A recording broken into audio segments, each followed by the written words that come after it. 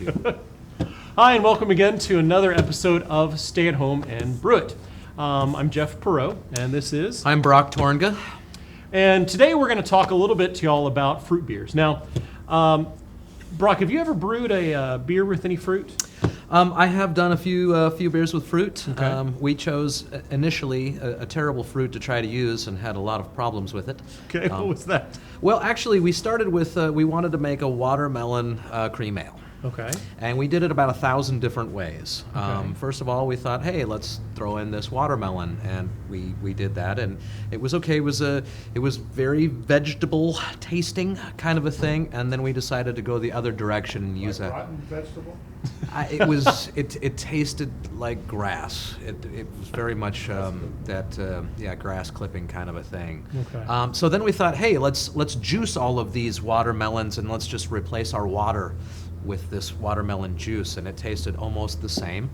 And then we did another version. We used all extract, and it tasted exactly like a Jolly Rancher. And then I said, I don't want any of these things in my beer, and I've never made a fruited beer since. Okay, well, it's a great way to start off a fruit beer episode. Yes. Actually, I've done fruit a few times, and actually had some pretty good success. I'd say one of the ones which I've had success with is various fruit flavorings, especially like raspberry. Some of those things I've had. Raspberry is like a fruit bomb, flavor bomb. Sure. But before we get into all that, a lot of times I started to bring it up to the guys in the shop. One of the things, the first thing they said was, fruit beer? No. No. You don't put fruit. Fruit does not go in beer. I say the same. Yeah, and that's okay. Unless it's a Corona. Then a lime is okay. But there's a number of people out there, including some non-craft beer drinkers that are attracted to the idea of fruit in their Sure. beer. And I joke too. I've had quite a few fruited beers that were very, very well done and really nice. Like some of the commercial examples, or Yeah, actually, just recently, Stubby and I were down on Beale Street, and I had a mango kush from was that Sweetwater? Absolutely fantastic. Okay. G420 strain, I think is what it was called. Okay. And the mango was just subtle, nice, very, very, very, very well done. Yeah. Also, I think the Magic Hat number 9, very good apricot beer, very easily drink. Beer. How about you? Unibrew's Ephemere is always I thought a pretty tasty one. We don't see it, at least I don't see it as much here in Texas. I love that beer, and it has the two, right? There's the apple, and also they do a black currant. Yes. And they're both fantastic brewery. Speaking of fantastic breweries, we have another fruited beer here. Actually, one of our local breweries, Hop Fusion Ale Works, does a pretty tasty fruit beer that they dropped by for us to sample, the Palm Wizard, which has pomegranate and it's a pomegranate tangerine goza. And we shouldn't be talking about beer if we're not going to have some I think beer. we should just try it out. Yeah, Okay. absolutely. And also, they're a customer of Pro Brew Supply. Fantastic. We love these guys.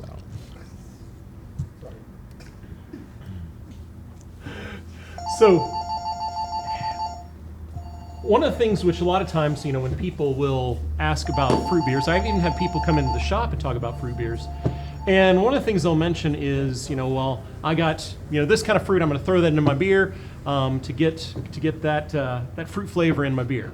And one of the things, I'll talk with them about, and you perhaps do it as well, is, they'll look and say, okay, we've got all kinds of fruit out there. You got fresh fruit that you can buy at the store. You got frozen fruit you can also buy at the store.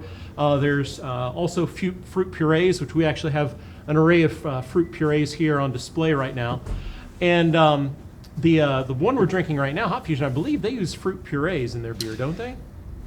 They absolutely do. I think probably one of the easiest things to use is fruit puree. And the reason I say that is the puree already comes sanitized for you, so you don't have to worry about any sort of bacteria getting into your beer. You just sanitize your can, of course, open it, and then use it. But there are a few different methods of doing that as well, because I think a lot of people don't want to use fruit in their beer because they're worried about some sort of bacterial infection, adding it to your beer at some point. And that's a genuine concern. Oh, absolutely, absolutely. It is, unless, that's another method too, is just throw it in and pray, right? Yeah. So, but the fact of the matter is, and we've it's you can wash your fruit that you get home from the store, and you can buy the Well, how frozen about that? fruit. Is just any fruit okay to use? Should I be searching for a certain ripeness? Should I be looking for, an organic fruit that's something that hasn't been had a lot of chemical used in packaging, that sort of thing? Good question. Well, if you're, I'd say backing up real quick before I answer the question. Okay. I think ideally, is even as you were mentioning, the fruit purees are the best option. I would use a fruit puree. They really are. And of those, you always got to look and see. Some are going to be a little bit stronger than others. The raspberry is like a flavor bomb. The peach and the apricot's a little more subtle.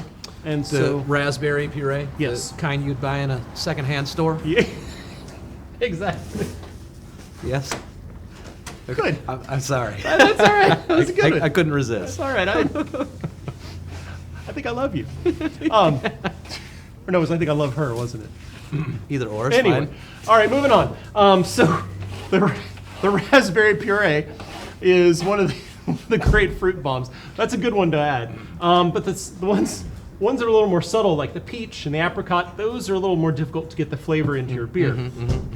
But Well, I'm glad you brought that up. It's like, what would I use this fruit in different beers? And something like a stout or something like that, using a lot of raspberry would come out very, very well. Where, as you had mentioned how easy it was to use. It's one of the stronger ones you can get into your Correct. beer. But if you do something subtle, a blonde or something like that, that amount might be too much to use. So I think you really need to take good notes, and when you're doing this, of your amounts that you're using as well. Yes. Would you say that? I would say that. yeah, take good notes about the amounts you're using, and pay attention to the style. As Brock was saying, if it's a lighter style, lighter in color, flavor, you're going. Some of the more subtle flavored fruits like the peach and the mango and some of those and the apricot would be able to come through a little more. Whereas if you had a stout and you wanted a peach milk stout of some kind, you're going to have to add a ton of fruit in there, and that may or may not be the direction you want to go. As you're looking at the fruits, if you were going to go and buy fresh fruit, which by and large I wouldn't recommend for your first time doing a fruit beer. Okay. But if you decided, to heck with what those guys say on Stay at Home and Brew It, I'm doing it. I'm doing it. What I would say is the following. You'd probably want to use organic fruit. You'd want to use fruit that wasn't covered with a lot of pesticides. Take it home, wash it real well. You'll want to then take the fresh fruit and freeze it. So do a little prep on it first. Freeze it. What that does is the freezing process actually explodes or bursts the cell walls. Sure. I've heard that actually you get more of that fruitiness to Correct. it, that raw fruitiness too. And so then you would want to take it and then you'd put it in. But then the question is, okay, when do you add fruit? Whether it be a puree or fresh fruit, when do you add it? And what I've found is it's usually easiest to add the fruit, and you get the strongest fruit character by either adding it in secondary, so after your primary is finished, or adding it straight to your keg. If you add it straight to your keg, though, realize you're going to have a lot of fruit that collects up to the bottom and can easily clog up your dip tube. Yep, absolutely. So maybe you could put it in some sort of a muslin bag, something like that would probably be the best. Now you are talking about when I add this. Is there any way, that I have to treat this when I put it in my secondary versus if I throw it in my primary? And not only that, but most of the fruit is made up of sugar. So Correct. let's say I just throw this at the end of my boil. Now I've got it sanitized. I can throw it right in my primary fermenter. What happens then? Will I get a lot of that fruit flavor out of it? Okay, good question. If you're adding your fruit to your primary, so if you added it to the boil and then you put it in primary, you'd have some. Yeah, it looks absolutely fantastic with a nice fine mesh screen on there. So if you're looking And at, I think we have those on sale for, what was the cost on that? okay, if you're wanting to add fresh fruit flavor into your beer or fruit into your beer and didn't want to do the muslin bag, we have these stainless steel tubes that are mesh and are a good way to do it. You can also use these for dry hopping in the keg, which is very nice. But if you were wanting to add fruit, if you add it into the boil at the end, one of the problems is you're going to get a haze from the pectins in it. Okay. And now you can add pectic enzyme to help reduce the haze. But then also during primary fermentation, you're going to get a lot of those fruit aromatics that are lost during the vigorousness of fermentation. For sure. So if you want to maximize the amount of fruit flavor and aroma, you're going to want to add it in secondary. But as you're mentioning, you got a lot of sugars in there. And the yeast is going to you're going to put these sugars in, the yeast is going to wake back up. Yeah, so my fermentation is done. It's eaten all the sugars. My Kreuzness fell. I've transferred this beer into secondary. Now I add sugar back into it. Yes. So what you would want to do is you would want to make sure that your yeast are completely out of the way. Okay, now you do this by adding what's called potassium sorbate. Okay, if you add potassium sorbate into it, what that does is that causes the yeast to basically kind of go into hibernation. Yeah, actually, it won't kill the yeast. No. It will just put them to sleep. Correct. And that way we can slow down any sort of, we won't have a re-fermentation happen. So you're going to get all that sweetness from the fruit as well. It's not going to ferment and up your alcohol. Which, if you want to do that in primary, you could always do that in primary and then add more fruit in the secondary. You could. I mean, if you were really wanting to just bang out the fruit, you can definitely do that. I would say, though, be careful because you also don't want to lose the character of the beer. Sure. You don't want to suddenly sip it and say, I can't taste anything other than raspberry. Yeah, and it just seems like alcoholic raspberry drink. That's not good beer. No, that's not good. No, I mean, This is a good beer, though. I really like this. Yeah, I mean, you can still taste the character of the goza, and you got the pomegranate, and tangerine. It stands out. Now, another thing you can do, if you are still kind of scared about the idea of adding fruit, or even if you look and you say, okay, the fruit purees, they're a little bit outside of my budget. There's also another option of basically fruit extracts. Absolutely, which is really nice. We have a company here, Loran, which is a very highly concentrated, and it's actually not an oil. It says Loran oils, but it's a water-based extract. It'll pack a huge punch. And we talked about these earlier whenever we did some seltzers, but they can be added for that flavoring as well. And I've found, for me, probably the best thing is a combination between the two. But very, very easy to use, and you can put this in your secondary with no problem. What's nice about these is that you can kind of add it to flavor, to taste. So you could dump in half of it maybe in there, and then taste your beer. And if I'm not picking up on it as much of this, add a little bit more. Again, I think you have to be careful with the same thing, with the strongness of the fruit. The raspberry is a lot stronger than your tangerines, your apricots, that sort of thing. And I actually had a question here. I don't know the answer. From Kyle. Yeah. Yeah, Kyle asked, any idea why it is that peach and apricot are such weak flavors? In my experience, and I don't know, it's something that maybe Stubby or one of the other guys could speak to. When you actually eat a peach or an apricot, most oftentimes we're eating, if we eat them fresh. There's a nice flavor there, but it's not quite as strong. Just in your face, yeah. Yeah, it's just not quite as strong a flavor as some of the other ones, and so that doesn't come across very well. No, that makes perfect sense, and I think that's probably a good answer to that as well. As you have raspberry, you know that you have. Oh yeah. You know that you have raspberry. Yeah. We're saying here that it's the amount of acid involved. Okay. But we're on our extracts. Have you ever brewed with any extracts? I have actually. I've actually used a few extracts. One, I actually made a seltzer recently, which we may talk about. We have another seltzer episode coming up here in next week, and kind of going deeper into that. But I used the key lime flavoring, really good. Fantastic. Was trying it last night. Temptation was actually to take a little bit of tequila and triple sec in there and kind of make our own little cocktail, but the key lime was that good. Temptation? For now. Yeah, for now. Okay. For now. I have noticed, and I will tell you one thing with some of the varieties of the extracts, is sometimes you'll get like a candied kind of a flavor to it, where it won't taste like that fruit. It'll taste like a Jolly Rancher or a Lifesaver, something like that. Have you tried anything like that? I have. I used a boysenberry extract. This was years ago though, and it almost had a medicinal taste to it. However, the key lime extract I used with this Loran, I had really good results from it. Jean actually used the blueberry, and she used it in a frosting, and she had great luck with that as well. And one thing you could also do, and we were talking about this a little bit earlier, you can actually start with the fruit and do a fruit puree, and if it doesn't have quite the fruit character you're looking for, add some extract. Add a little bit of extract in there. That'll kind of, I'm sorry? Round it out, just a little blend between the two, I think. Yes. Is that where you were going with that? Correct. So there's also a thing is when adding extract, add it cautiously. Absolutely. Don't just take it and dump it in. Now these Lorans right here, they seem tiny, but they're actually meant for 5 gallons.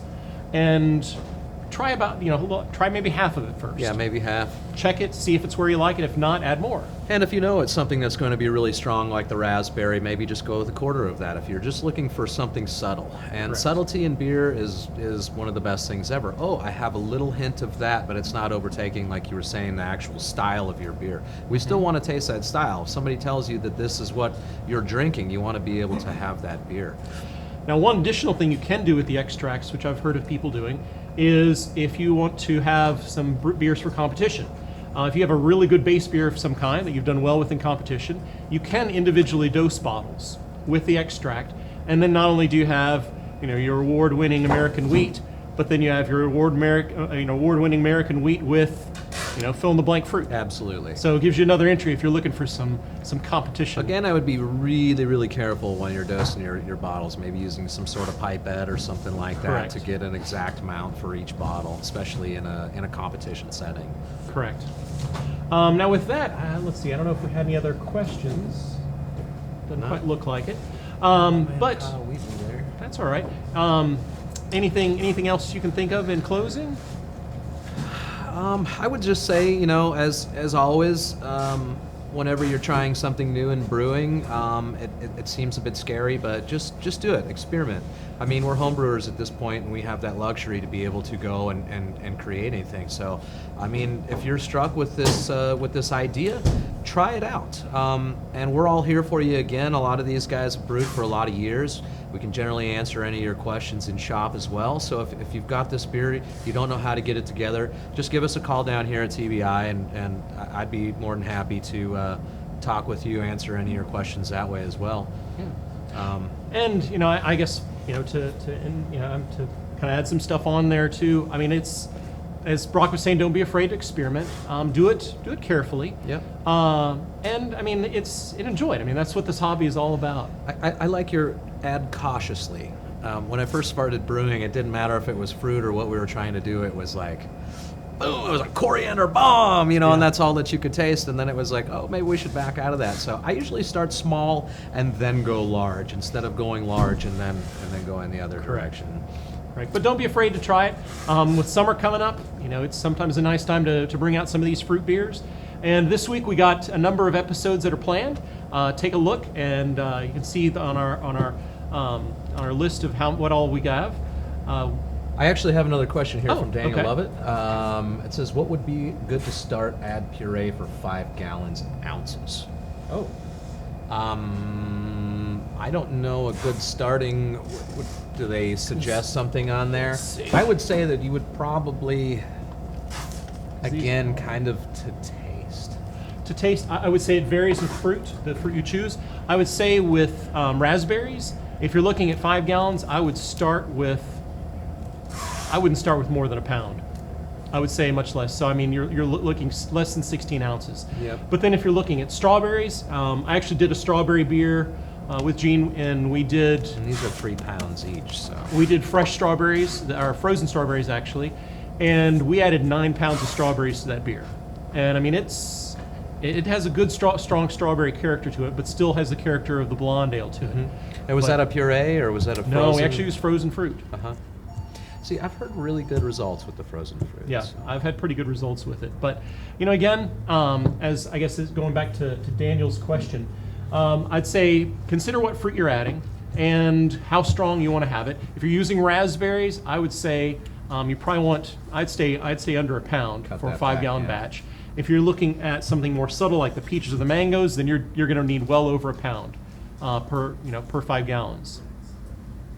Yeah, I think else? that would All answer right. that question pretty good. Well, again, thank you much for watching, and we've got some exciting episodes coming up this week. We've got some spice beer stuff. We've got James Aland, who is a nationally award-winning mead maker, is going to be talking about how to make mead, and a few other ones. So. Yep, we've got some interesting stuff for you guys. We really appreciate you guys watching. We really appreciate all the business that you guys have been throwing our way. Make beers. It's a fantastic hobby. I absolutely love it. I wouldn't give it up for anything in the world. So from Jeff the Pirate and Brock down here at TBI, we're reminding you to stay safe, Cheers. and stay home and brew it. Cheers.